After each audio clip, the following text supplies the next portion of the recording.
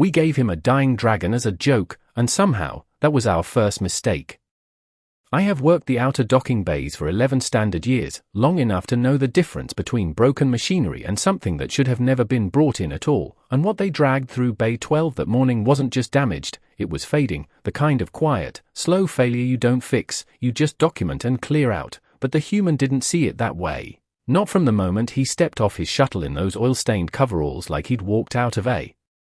backwater repair shop instead of a high-tier trade station. And I remember thinking he looked too calm for someone about to get cheated, because that's what it was. Everyone knew it, the trade board, the handlers, even the spectators leaning over the railings pretending not to watch. They all knew the crate marked biological asset was worthless, and when they opened it, the laughter started before the hinges finished swinging, because inside wasn't a war-grade Drake or even a stable flyer. It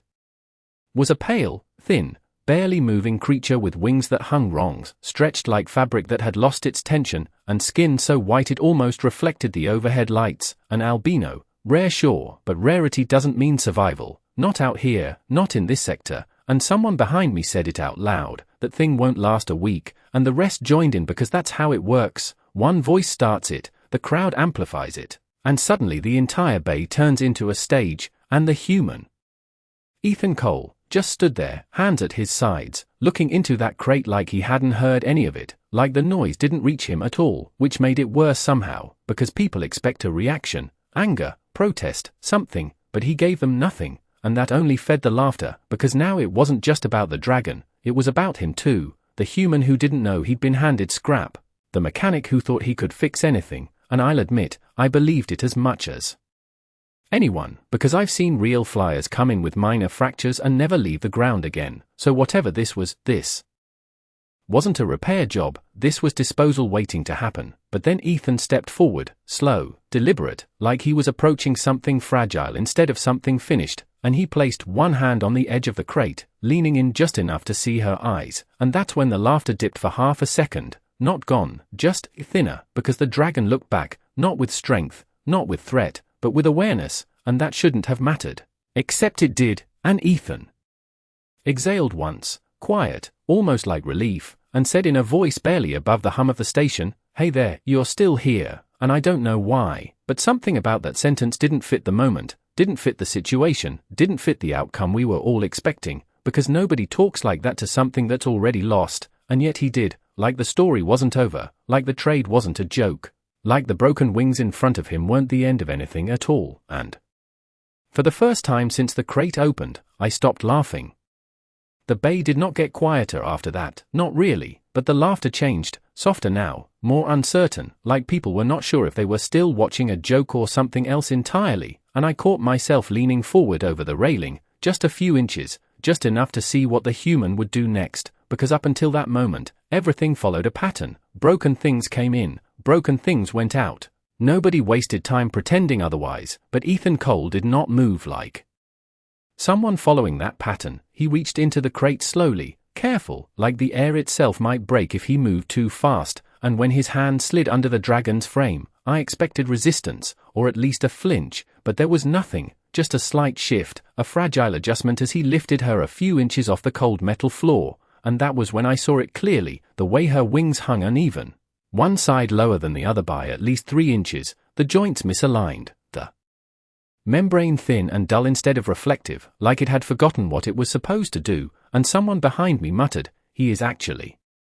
taking it," and another voice answered, "Let him, saves us the disposal fee," and the small ripple of laughter came back, but it did not carry the same weight as before, because Ethan did not react to any of it, not even a glance. He just adjusted his grip, one hand supporting the chest, the other steadying the damaged wing without forcing it into place, and then he spoke again, quieter this time, like the words were not meant for anyone else. "Easy. I have got you," and I felt something shift in the room, not physically, but in the way attention moved, because now people were watching him instead of the crate, watching the way he handled something they had already written off, and I heard one of the techs near me scoff, "It will not matter, structure is gone, you cannot fix that," and normally I would have agreed without thinking, because that is basic mechanics. If the frame fails, the system fails. But Ethan did not look at the wings like they were the problem. He looked at them like they were a question, and that was different. That was not how anyone here approached a job. We identify failure points, we replace, we scrap, we move on, but he studied, he paused, he adjusted his hold again, and then he did something that made absolutely no sense in a trade bay. He smiled, not wide, not dramatic, just a small shift at the corner of his mouth like he had found something he was hoping to see, and one of the handlers called down. From the platform, no returns on that one, human, and Ethan finally looked up, just for a second, meeting the handler's gaze with an expression that was not annoyed, not defensive, just steady, and he said, "I am not returning her," like that settled the entire discussion, like there had never been another option, and then he turned back to the dragon, adjusting her weight against his chest as if she belonged there, as if the decision had already been made long before he walked into this bay. And that was the moment I realized something was off, not with the dragon, not even with the trade, but with him, because people who get cheated usually show it, anger, frustration, something, but Ethan Cole looked like someone who had just found exactly what he came for, and I could not explain why that bothered me more than the laughter ever did. By the time he crossed the bay threshold, most of the crowd had already lost interest, because that is what happens when a joke stops being funny. People drift, they return to their own tasks, their own trades, their own predictable outcomes, but I did not. I kept watching as Ethan carried the dragon past the loading cranes and toward the lower maintenance corridors where the real work happened, where noise replaced spectacle and nobody cared what you brought in as long as you paid your bay fees on time, and I told myself I was only curious because I had seen too many failed repairs to count, because I knew exactly how this would end, but that was not entirely true, because something about the way he moved, steady, unhurried, like he was not carrying a loss but a possibility, made it difficult to look away. And when he reached Workshop C, a space barely 12 feet across with tool racks lining the walls and a single overhead light that flickered more often than it stayed stable, he set her down on the central platform with the kind of precision I usually only saw from senior engineers handling sensitive components, not from a freelance mechanic with no visible credentials, and for a few seconds he did nothing, just stood there, looking at her, not scanning, not measuring, just observing, like he was listening to something the rest of us could not hear. And I remember thinking this was the part where reality would catch up, where he would finally see what we all saw. The uneven breathing, the collapsed wing structure, the lack of response, but instead he reached for his tools, not the diagnostic scanner mounted on the wall, not the automated systems we relied on for efficiency, but a simple handheld kit, worn edges, manual adjustments, the kind of equipment that required you to actually understand what you were working on instead of letting the system tell you, and he started with the wing. Not forcing it, not correcting it immediately, just tracing along the frame with his fingers, mapping the damage, and then he spoke again, low, steady, "All right, let us figure this out," like he was inviting the problem instead of rejecting it, and that was when the first small change happened, so subtle I almost missed it. The dragon's eye shifted, not wide, not dramatic, just a slight movement tracking his hand, and I felt my breath catch without any logical reason, because that should not have meant anything. Reflex responses happen, residual signals fire, but Ethan noticed it too. I could see it in the way his posture adjusted, just a fraction, like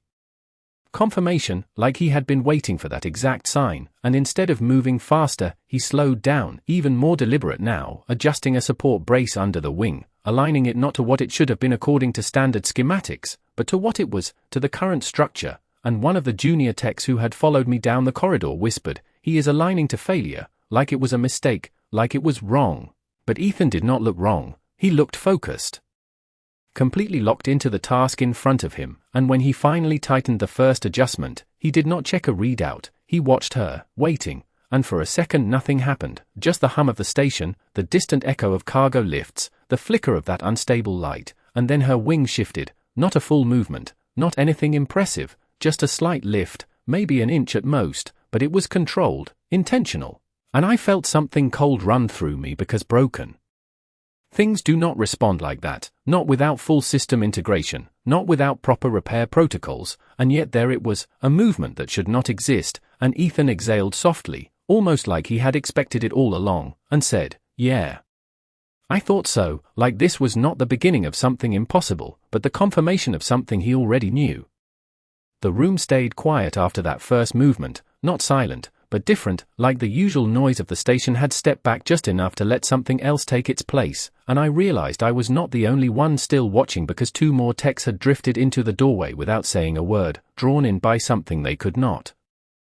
quite explain, the same way I had been, and Ethan did not acknowledge any of us. He stayed focused on the dragon, adjusting the brace again, not tightening this time but easing it, giving the joint space instead of forcing alignment, and that went against everything we were trained to do, because structure defines function. You fix the frame first, you restore the intended design, but he was not restoring anything. He was adapting to what was already there, and I heard the junior tech behind me whisper, "That will not hold under load," and normally I would have agreed instantly, but I did not answer because I was watching the way Ethan paused after each adjustment, not to check a reading, not to confirm through instruments, but to observe her response, and it was not random, it was consistent, small changes, slight shifts in posture, a subtle tightening along the wing membrane, like she was learning the movement as he created the possibility for it, and that thought did not make sense. Not in any system I understood, because machines respond to input, biological constructs respond to instinct, but this looked like something in between, something that required both, and Ethan finally reached for the wall console, not to run a full diagnostic, just to power a low-output field stabilizer, the kind we use for delicate repairs, and he adjusted it manually, lowering the intensity to a level most engineers would consider ineffective, and then he positioned it along the wing. Not centered, but offset, supporting the weaker side without correcting it entirely, and I felt that same unease from earlier tighten in my chest because this was not how repairs were done, this was how experiments failed, slow, inefficient, unpredictable, and yet the dragon's wing lifted again, this time higher, maybe 3 inches, the membrane catching the air from the ventilation system, trembling but holding, and someone in the doorway let out a quiet breath, not quite disbelief, not quite understanding, just recognition that something was happening that should not be happening, and Ethan nodded once, like a confirmation, like a step in a process only he could see, and he moved to the other wing, not mirroring the adjustment, but compensating differently, balancing instead of matching, and I realized then that he was not trying to make her what she used to be, he was building something new out of what remained, and that was a dangerous idea, because it meant the limits we relied on might not apply, and the junior tech spoke again, louder this time, "Even if it moves, it will never fly." And for the first time Ethan responded without looking up, his voice calm, steady, like he was stating a simple fact, "It does not need to be what you think it should be," and that sentence settled into the room heavier than any laughter had earlier, because it did not argue, it did not defend, it simply dismissed the assumption entirely, and I felt something shift again, deeper this time, not just curiosity, but doubt, because if he was right, even a little, then everything we had dismissed in that bay was not a failure, it was just something we did not understand yet, and as the dragon's wing held its position for a full second longer than before, I realized I was no longer watching to see him fail, I was watching to see how far this could go. Time did not move the same way inside that workshop anymore, not like the rest of the station where everything followed schedules and cycles and predictable outputs. Here it stretched, slowed, compressed into moments that felt longer than they should have been, because every small adjustment Ethan made carried weight now, every movement of his hands, every pause, every quiet word, and he did not rush, not once, even as more people gathered outside the doorway, drawn by the same quiet disruption that had pulled me in, because word spreads fast in a place like this, especially when something does not behave the way it is supposed to, and someone had already started recording on a handheld device, probably expecting a failure worth sharing, but Ethan did not look up, did not acknowledge the growing audience, he just kept working, shifting the stabilizer field slightly, recalibrating it by hand instead of locking it into a preset, and then he did something that made no sense to anyone watching, he turned the field down even further, to a level so low it barely registered on the console display, and one of the senior techs who had just arrived muttered, "He is removing support," like it was a mistake, like the one thing holding the wing in place was about to disappear, and for a second I thought the same, because that is what we are trained to believe, remove support and the structure collapses, simple as that, but Ethan did not seem concerned, he stepped back half a foot, just enough to give the dragon space, and said softly, "Try it," not as a command, not as an expectation, just an invitation, and nothing happened at first, just the hum of the reduced field, the flicker of that unstable light overhead, the quiet breathing of the creature on the platform, and I felt that familiar certainty return, the one that says this is where it ends, this is where reality reasserts itself, but then the wing moved, not assisted, not guided, but on its own, lifting slowly, uneven at first, then stabilizing as if it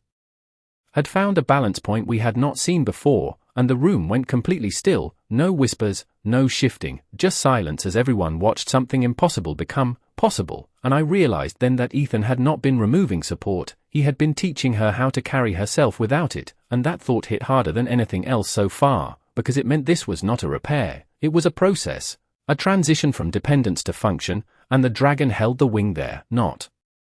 perfectly, not symmetrically, but steadily, for 2 full seconds, then 3, and Ethan nodded again, that same quiet confirmation, and stepped closer, adjusting the second wing to match the new balance, not forcing equality, just complementing what was already working, and someone behind me whispered, that should not be possible, and for once no one argued, because there was nothing left to argue with, the evidence was right there, in front of us, breathing, moving, adapting, and Ethan finally placed his hand lightly along the base of her neck, not restraining, not guiding, just present, and said, "You are doing fine," like this was normal, like this was expected, and I felt that shift again. Deeper than before, because this was no longer about whether he could fix something broken, it was about whether we had ever understood what broken actually meant, and as the dragon adjusted her stance, shifting her weight for the first time without collapsing, I realized something that made the back of my neck tighten. We had all been waiting for the moment this would fail, but Ethan had never once acted like failure was part of the equation at all.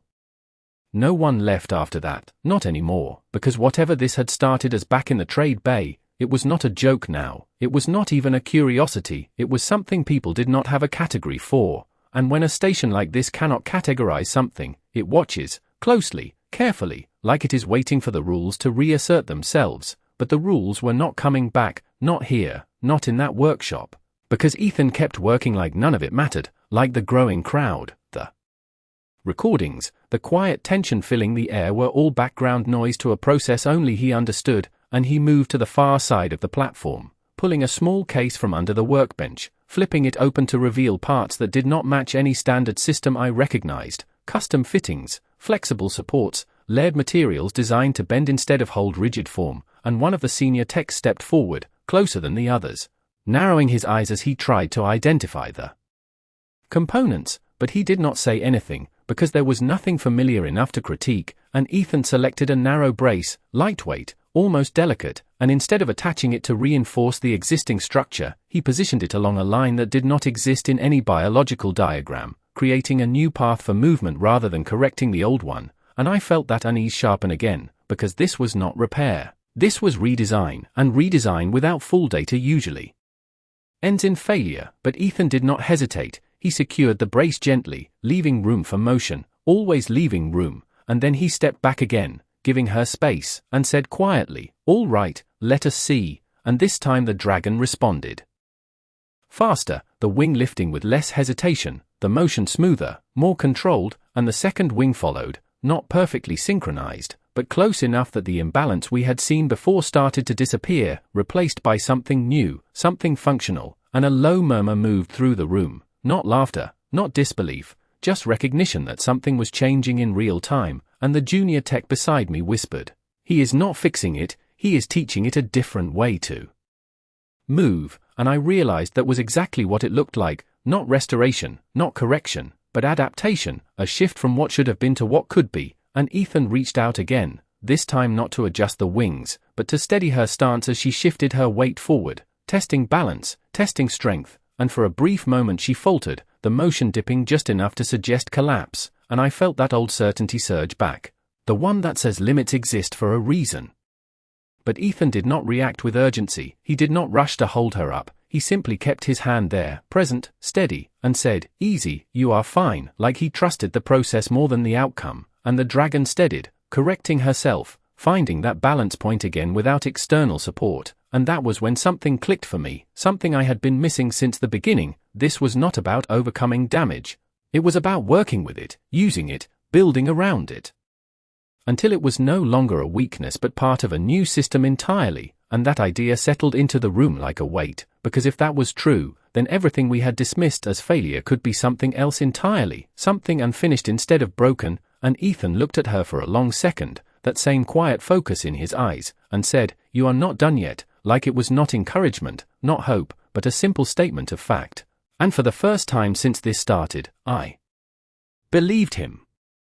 The station should have returned to normal by then, alarms quiet, schedules resuming, people drifting back to their assigned sectors, but it did not, because something in that workshop had interrupted. More than just routine, it had interrupted certainty, and that kind of disruption spreads faster than any official signal, drawing more eyes, more attention, until even supervisors who never left their control decks found reasons to pass by, pretending it was coincidence, pretending it was inspection, but staying just long enough to see what happened next, and Ethan still did not acknowledge any of it. He moved like the room belonged to him and no one else, adjusting tools, repositioning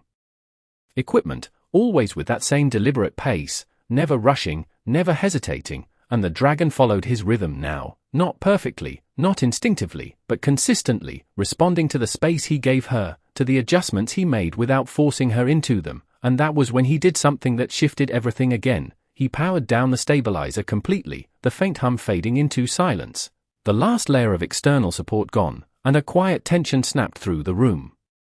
Because this was the moment we had all been waiting for, the moment where reality would finally correct the anomaly, where the system would fail without reinforcement, but Ethan just stepped back, one full step this time, giving her more room than before, and said, "Show me," like he was not testing her, not challenging her, but trusting her, and the dragon hesitated, just for a second, a small pause where her balance wavered, where the old structure seemed ready to collapse under its own limitations, and I felt that familiar pull again, the instinct that says this is where it ends, this is where things return to what we understand. But then she moved, not with force, not with speed, but with control, adjusting her stance, shifting her weight from one side to the other, compensating for the imbalance in a way that looked almost intentional, and her wings followed, lifting, holding, correcting mid-motion without guidance, without support, and the silence in the room deepened. Because this was no longer assisted movement, this was function, real function, built from something we had all dismissed as impossible, and Ethan nodded once, that same quiet confirmation, and walked a slow circle around the platform, watching her from every angle, not intervening, just observing, and I realized he was not checking for failure, he was looking for potential, for the next step, the next adjustment, and one of the supervisors finally spoke, unable to hold back any longer. "Even if it stands, even if it moves, it cannot sustain flight," and the words hung in the air, not as mockery this time, but as a last attempt to anchor the situation back to something familiar, something predictable, and Ethan stopped, just for a moment, glancing toward the voice without any irritation, without any need to argue, and said simply, "You are thinking about what it was," and then he turned back to the dragon, watching as she lifted her wings higher than before, the motion smoother now, stronger, and added, "I am thinking about what it can become," and that difference, that single shift in perspective, settled over the room heavier than anything else so far, because it reframed everything we had seen, everything we had assumed, and as the dragon took a small step forward on her own, steady, balanced, controlled, I realized that we were no longer watching a repair, we were watching the beginning of something entirely new. The air in the workshop felt different now, heavier but sharper, like every person in that room had stopped breathing at the same time without realizing it, because the moment had shifted again, not with noise or spectacle, but with something quieter, something more dangerous, the kind of change that does not announce itself, it just happens and forces everything else to catch up, and Ethan seemed to sense it before anyone else did, because he did not rush forward when the dragon steadied herself, he did not reach out to correct or guide. He simply stayed where he was, watching, giving her space like the next move had to be hers, and for a few seconds nothing happened, just the faint hum of distant machinery and the soft rhythm of her breathing, and I could feel the tension in the room building again, not the kind driven by doubt this time, but by anticipation, because we had all seen enough to know this was not going to collapse the way we expected, but we did not know what came next, and that uncertainty held everyone in place. And then she moved again, one step forward, slow but controlled, her weight shifting with a precision that had not been there before, and her wings followed, lifting higher, spreading wider, the motion uneven but stable, like she was learning the limits of a new system in real time, and someone near the doorway whispered, "That is not recovery," and no one disagreed. Because it was not, recovery implies returning to a previous state, and this was something else entirely, something that did not exist before this moment, and Ethan nodded slightly, almost to himself, like a calculation had just confirmed, and he reached down to the console, not to increase support, not to intervene, but to dim the overhead lights just enough to reduce the glare, creating a clearer visual field, and that detail stuck with me, because it meant he was not reacting anymore. He was preparing, setting conditions for the next phase. Like he already knew what it would be, and that realization sent a quiet ripple through the room, because if he was right, if he had seen this coming from the beginning, then everything we had witnessed so far was not improvisation, it was execution, and the dragon shifted again, lowering slightly, compressing her stance as if testing something deeper, something more complex than simple balance, and for a moment I thought she was going to stop, that this was as far as it would go, but then her wings pulled in, not collapsing, but resetting, gathering tension, and I felt something tighten in my chest because that motion was familiar in a way nothing else had been, not from repair protocols, not from structural diagnostics, but from observation logs, from flight sequences, from the moments before something leaves the ground, and I heard the senior tech beside me inhale sharply, like he had recognized it too, and the realization spread without words, because everyone in that room understood the implication at the same time, and yet no one spoke, no one dared to say it out loud, because saying it would mean accepting it, and accepting it would mean admitting that everything we knew about limits, about failure, about what could and could not be done, might not apply here at all, and Ethan did not say anything either, he just stood there, calm, steady, watching her like this was exactly where they were supposed to be, and for the first time since this began, I felt something that was not curiosity, not doubt, but something closer to awe, because whatever happened next, whatever she did, it was no longer about proving anyone wrong, it was about showing us something we had never even considered possible. For a moment it looked like nothing would happen, like the motion would stop at preparation, like all that tension gathering in her frame would simply fade into another controlled stance, and I felt that familiar instinct rise again, the one that tries to pull everything back into something explainable, something safe, but Ethan did not move, he did not step forward, he did not reach out, he just watched, completely still, like he understood that this next moment could not be guided, and the dragon held that compressed posture, wings partially drawn, body low, balanced in a way that was no longer fragile but deliberate, and then she pushed, not with force, not with anything dramatic, just a small, controlled extension of her legs, lifting herself an inch off the platform, barely noticeable if you were not looking for it, but we were all looking, every single person in that room was locked onto that movement, and when her feet left the surface, even for that fraction of a second, the entire space seemed to freeze, because that was not supposed to happen, not with that structure, not with that level of damage, not without full system support, and yet there it was, a lift, brief but real, and she came back down almost immediately, the motion ending as quickly as it began, and for a heartbeat I thought that was it, a single anomaly, a moment that could be explained away as a miscalculation, but Ethan shook his head slightly, not in disappointment, but in adjustment, like he had expected that outcome, and he said quietly, too early, try again, like this was not a miracle, not a breakthrough, but a step in a sequence, and that calm certainty hit harder than anything else so far, because it removed the idea of chance entirely, and the dragon shifted again, resetting her stance, wings adjusting, correcting angles with more precision than before, and I realized she was not just reacting anymore, she was learning, adapting to each attempt, refining the motion, and the second push came faster, stronger, lifting her higher this time, maybe 3 inches. Holding just long enough to confirm control before settling back down, and a low sound moved through the room, not quite a gasp, not quite disbelief, just the collective reaction of people watching their understanding break in real time, and someone near the back whispered, "That is controlled lift," like saying it out loud would make it less impossible, but it did not, it only made it clearer. And Ethan stepped slightly to the side, giving her a clearer path, not guiding, just removing obstacles, and said, "Better, again." Like repetition was the key, like this was training, not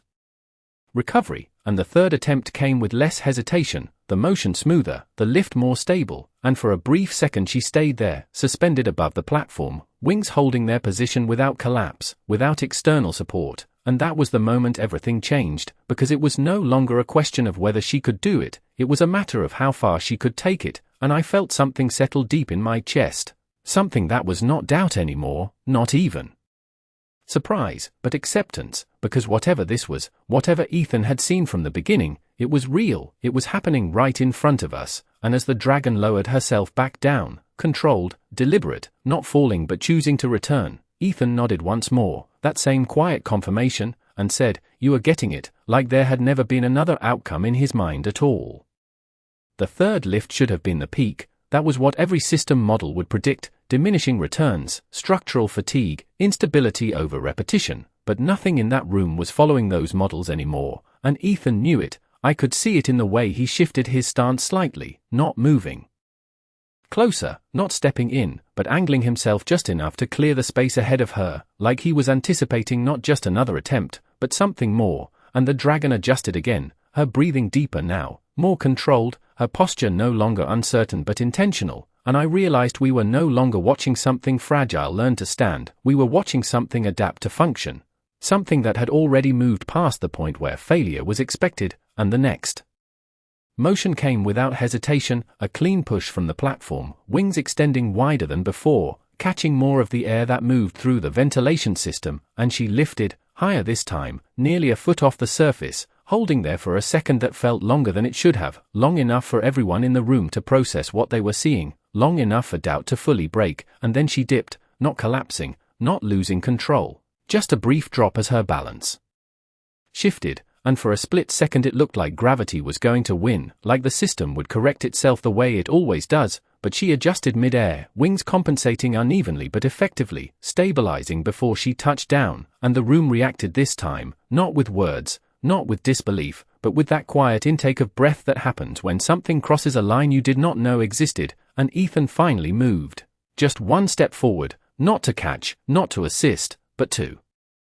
narrow the space between them. His presence steady, grounding without interfering, and he said, "You felt that, do it again," like he was reinforcing a pattern, like he understood the exact moment where success had shifted from possibility to repeatable action, and the dragon responded almost immediately, resetting faster, wings adjusting with more confidence, the motion no longer hesitant, and when she pushed again, the lift came cleaner, smoother, rising to nearly 2 feet, holding longer. This time, the air beneath her wings no longer an obstacle but a medium she was beginning to understand, and I felt something inside me give way completely, because there was no framework left to explain this, no system to categorize it. It was simply happening, unfolding in front of us with a clarity that left no room for denial, and someone near the back said quietly, "She is not recovering, she is improving," and that statement carried more weight than anything else so far, because it redefined the entire situation in a way we could not ignore, and Ethan nodded again, that same calm confirmation, and stepped slightly to the side once more, clearing even more space, and I realized then that he was not just preparing her to move, he was preparing her to go somewhere, and that thought sent a ripple of tension through the room, because if she kept progressing at this rate, if each attempt built on the last instead of degrading, then there was only one direction this could lead, and the dragon hovered again, longer this time, wings steady despite their asymmetry, her body adjusting with a precision that did not come from instinct alone. And when she lowered herself back down, it was controlled, deliberate, like she was choosing to return rather than being forced by gravity, and Ethan looked at her for a long second, that same focused expression, and said, "You are ready to try something bigger," and for the first time since this began, I felt a new kind of tension settle into the room, not fear, not doubt, but the awareness that whatever came next was going to change everything we thought we understood about what was possible. The moment stretched before it happened, longer than it should have, like the entire room was holding onto the last version of reality it still understood, and Ethan did not break that silence, he did not rush to fill it, he simply stepped back another foot, clearing the entire front of the platform, giving her something she had not had since the beginning, space, real space, not just to move, but to choose direction. And that was when it became clear this was no longer about lifting, no longer about hovering, this was about flight, actual flight, the kind that required more than balance, more than adaptation, it required commitment, and the dragon seemed to understand that in a way none of us could explain, because her posture shifted again, deeper.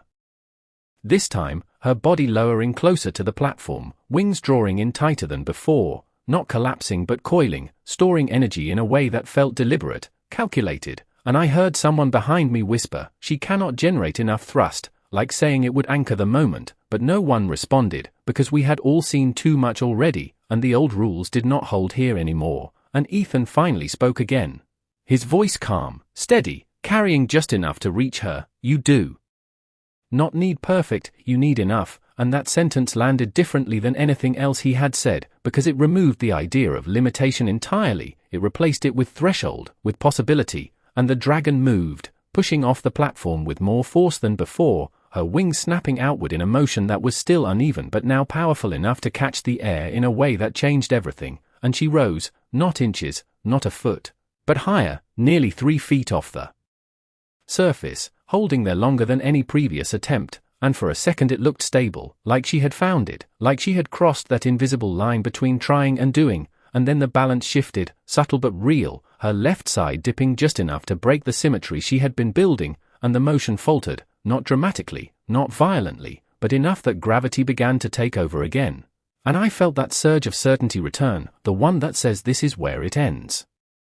This is where the system corrects, but Ethan did not move, he did not step forward, he did not try to catch her, he simply stayed where he was and said, adjust, like the solution was already within reach, and the dragon responded, not perfectly, not immediately, but deliberately, her wings correcting mid-motion, shifting angles, redistributing the lift in a way that did not follow any standard model. And for a split second she stabilized again, hovering just long enough to prove it was not luck, not a fluke, but something repeatable, something real, and then she dropped back down, landing with control instead of collapse, her body absorbing the motion without losing structure, and the room exhaled all at once, a sound that carried relief, disbelief, and something else entirely, something closer to recognition, because we had just seen it, not full flight, not yet, but the moment before it, the threshold where possibility becomes inevitable, and Ethan nodded once more, that same quiet confirmation, and stepped slightly to the side again, opening the space even further, and said, that was it, you felt it, like he was not asking, not hoping, but stating a fact, and the dragon lifted her head, her eyes sharper now, more focused than before, and I realized then that whatever hesitation had been there at the beginning was gone, replaced by something new, something that did not belong to broken things at all, and as she reset her stance once more, wings drawing in with purpose instead of uncertainty, I felt it too, that shift from watching to understanding, because this was no longer a question of if she would fly, it was only a matter of when. No one spoke when she reset this time, not because they did not want to, but because there was nothing left to say that would not break the moment, and Ethan understood that too. He did not fill the silence, he did not give instructions beyond what was necessary, he just stood there, steady, present, like the outcome was already decided and all that remained was the final step, and the dragon lowered herself again, deeper than before, her body aligning in a way that looked less like preparation and more like intent, and I realized then that this was not another attempt, not in the way the previous ones had been, this was something else, something complete, and her wings drew in tighter, compressing along those uneven lines that had once been considered failure, and I could see the subtle adjustments in her stance, the way her weight distributed across her frame, not evenly, not perfectly, but effectively, like she had found a system that worked for her, not for any model we understood. And Ethan's voice came one more time, low, almost a whisper, go, and it was not a command, not a push, it was permission, and she moved, faster than before, cleaner than before, pushing off the platform with a force that carried her upward in a smooth, continuous motion, her wings expanding fully, catching the air in a way that no longer looked uncertain, no longer looked improvised, it looked intentional, controlled, and she rose, past the height of every previous attempt, 3 feet, 4 feet, 5 feet, holding steady as the room seemed to shrink beneath her, and the silence broke, not with noise, but with that collective realization that what we were seeing was no longer a possibility, it was happening, fully, undeniably, and for a second it looked effortless, like she had always been capable of this, like the struggle had only been a delay, not a limitation, and then she moved forward, not just up, but forward, a small shift at first, testing direction as much as height, and her wings adjusted again, compensating for that motion, stabilizing without losing lift, and I felt something in my chest tighten, not from doubt, not from fear, but from the understanding that this was the moment everything changed, because she was not just flying, she was controlling it, shaping it, turning it into something repeatable, something real, and Ethan watched her with that same calm focus, not surprised, not overwhelmed, just certain, like this was exactly what he had been working toward from the very beginning, and she circled once, not wide, not fast, just a controlled arc above the platform, and when she descended, it was not a fall, not a loss of lift, it was a choice, a controlled return to the surface, landing with a stability that had not been there at the start, her wings folding in without collapse, her stance holding firm, and the room did not react immediately, because it took a second for everyone to process what had just happened, for the reality of it to settle in, and then the sound came, not laughter, not disbelief, but something quieter, something heavier, the sound of people realizing they had been completely wrong, and Ethan stepped forward, placing his hand lightly along her neck again, that same steady presence, and said, "There you go," like it was simple, like it was expected, like nothing about this had ever been impossible at all. The room did not return to normal after that, not immediately, not even gradually, because what we had just seen did not fit back into the shape of our understanding. It stayed there, hanging in the air like the echo of something larger than the space could contain, and no one laughed anymore, no one whispered, no one tried to explain it away, because there was nothing left to explain, and I realized then that the silence was not confusion, it was acceptance, the kind that comes when reality shifts and there is no way to deny it, and Ethan did not celebrate, he did not look around to see who had been watching, he did not acknowledge the crowd that had filled every inch of the doorway and spilled into the corridor, he just stayed with her, one hand resting lightly against her neck, steady, grounded, like that connection mattered more than anything else in the room, and the dragon stood there, wings folding in smoothly, her posture strong, balanced, no trace of the fragile structure we had all dismissed earlier, and I felt something settled deep inside me, something that changed the way I looked at everything that had happened before, because it was clear now that we had not witnessed a recovery, we had witnessed a transformation, something built from understanding instead of force, from patience instead of correction, and one of the supervisors finally stepped forward, not with authority, not with command, but with hesitation, like he was approaching something he did not fully understand, and he said quietly, "That should not have been possible," and for the first time since this began, Ethan looked up, meeting his gaze without challenge, without pride, just calm certainty, and he said, "It was always possible, you just did not see it," and that answer landed harder than anything else, because it was not defensive, it did not argue, it simply reframed everything we thought we knew, and I realized then that the real difference was never the dragon, it was the way he looked at her from the beginning. Not as something broken, not as something to fix, but as something unfinished, something that could become more if given the right conditions, and that idea spread through the room, not as words, but as understanding, changing the way people looked at her, at him, at the tools on the bench, at the systems we relied on every day, and the dragon lifted her head slightly, her eyes moving across the room with a clarity that had not been there before, not searching, not uncertain, just aware. And I felt a quiet realization settle in that went beyond the moment itself, beyond the workshop, beyond the station. Because if this was what a human mechanic could do with something we had already given up on, then the limits we trusted, the rules we followed, the assumptions we built our entire systems around, might not be limits at all. And Ethan turned back to her, his voice low, steady, "We are not done yet," and for the first time, that did not sound like a hope, it sounded like a promise, and I understood then, with a clarity that left no room for doubt, that we had not just been wrong about that dragon. We had been wrong about humans from the very beginning.